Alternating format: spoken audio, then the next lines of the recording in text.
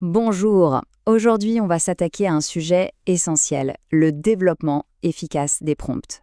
C'est un point qui vient tout droit du syllabus, testé avec l'IA générative. L'idée, ce n'est pas juste de savoir poser des questions à une IA, non, l'idée c'est de devenir un véritable architecte de la conversation, de transformer l'IA en un partenaire ultra performant pour les tests logiciels. Allez, on plonge dedans. Alors, voilà notre plan de jeu, en 3 temps.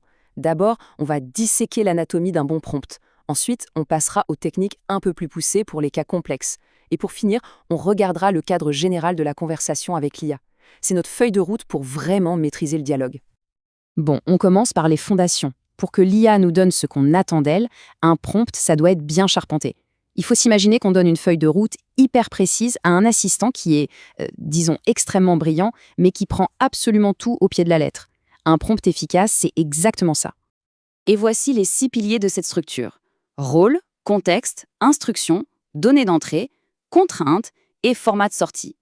Chacun a son importance pour bien guider l'IA.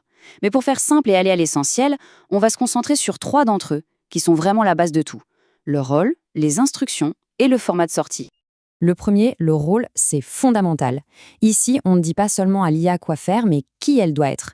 Si on lui demande d'agir comme un ingénieur en automatisation des tests, eh bien tout de suite, on oriente son ton, son expertise, sa façon de répondre.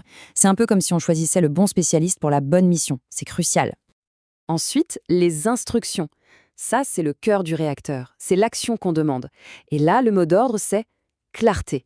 La moindre ambiguïté et le modèle peut partir complètement dans la mauvaise direction. L'instruction, ça doit être un ordre direct, simple, sans fioriture, pour être sûr d'arriver au bon résultat. Et notre 3e pilier, c'est le format de sortie.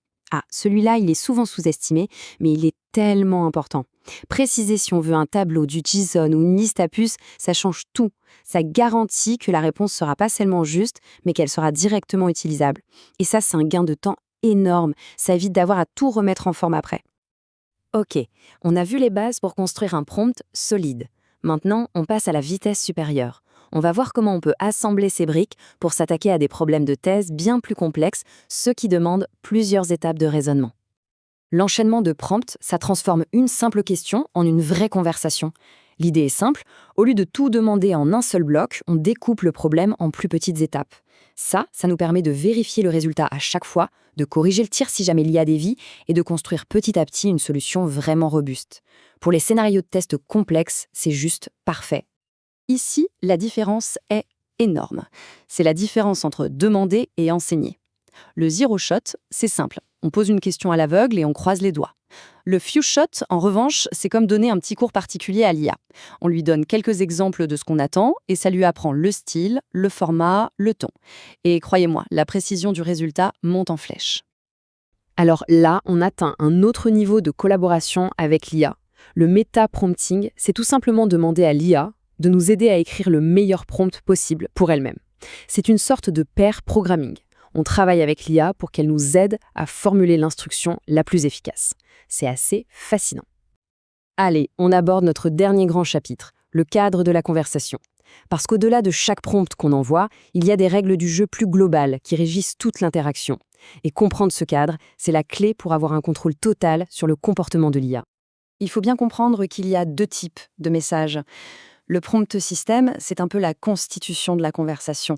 C'est une instruction de fond, définie au départ, et qui ne change pas.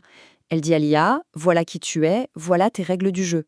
Et puis il y a le prompt utilisateur. Ça, c'est la discussion de tous les jours, la question qu'on pose à un instant T.